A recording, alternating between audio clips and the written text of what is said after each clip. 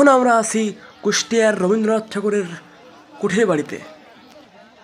যশোর জেলার অভয়নগর উপজেলার স্বনামধন্য স্কুল মশিয়াহাটি বহুমুখী উচ্চ বিদ্যালয়ের 6ষ্ঠ থেকে 10ম শ্রেণী পর্যন্ত প্রত্যেক শিক্ষার্থী এখানে উপস্থিত আছে।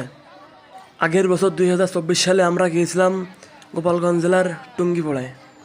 এবছর আমরা এসেছি কুষ্টিয়ায় লালন শাহ মাজার, রবীন্দ্রনাথ ঠাকুরের কুঠির বাড়ি ও পদ্মার চারে। আসলে প্রত্যেকবারই আমাদের স্কুল থেকে কোথাও না কোথাও বেড়াতে নিয়ে যায়। তো এবার আমরা এসেছি কুষ্টিয়ায়। এখানে আমাদের খাওয়া দাওয়ার ব্যবস্থা করেছে। ওখানে দেখতে পাচ্ছেন আমাদের ক্লাস 10-এর ব্যাচ সব দাঁড়িয়ে আছে, একটু পরে তারা খাবে। আর আমি ওই যে একতারা বাজাচ্ছি। বন্ধু আকাশের একতারা, সে আসলে এইসব কালচারাল জিনিস পছন্দ করে। আমি তাকে জিজ্ঞেস করলাম, বন্ধু তোমার একতারাটা কত টাকা নিয়েছে? বন্ধু বলল 280 টাকা। আপনারা দেখতে পাচ্ছেন এখানে আমাদের স্কুল ছাড়া আরও অন্যান্য স্কুল থেকেও শিক্ষার্থীরা এসেছে। এটা আমাদের স্কুল ড্রেস, লাল রঙের ইউনিফর্ম। আসলে প্রত্যেক স্কুলেই সাদা রঙের ইউনিফর্ম হয়, তবে আমাদের স্কুলে একটু ভিন্ন। আপনারা দেখতে পাচ্ছেন ওদিকে আমাদের 4জন সুনামধন্য স্যার রয়েছে, আর ওদিকে আমার বন্ধু পিয়াস আমাদের ছেড়ে খেতে বসে গেছে।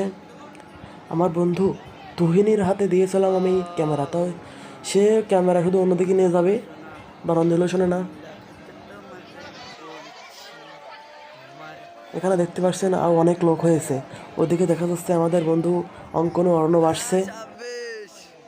আমাদের লাল রঙের স্কুল ড্রেস অথবা ইউনিফর্ম আপনাদের কাছে কেমন লেগেছে অবশ্যই জানাবেন কমেন্টে। এদিকে আমাদের বন্ধু পিয়াস খেয়েই যাচ্ছে, তার পাতে মাংস নেই। মধুসারকে বলে তার পাতে একটা মাংস দিলাম। ওদিকে বন্ধু তুহিন ভিডিও করার সময় স্যাররা বললেন ভিডিও করো, তাকে উৎসাহ দিলেন। ওদিকে রিপনদা সবার পছন্দের মানুষ, সে মাংস দিয়ে বেড়াচ্ছে সবাইকে। সাহায্যে রয়েছে মধু স্যার, সবার পছন্দের। আজকের এই পিকনিকের পুরো দায়িত্বটাই তার ছিল। ওদিকে দেখতে পাচ্ছেন আমাদের প্রিয় বাবু নিউটন স্যার, তিনি অঙ্কের ক্লাস নিয়ে থাকেন। সব তত্ত্বাবধান করেছেন মধু স্যার আর নিউটন স্যার।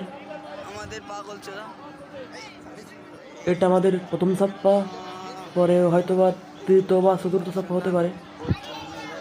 সো এখানে আমাদের ব্লগ শেষ করছি। Good bye.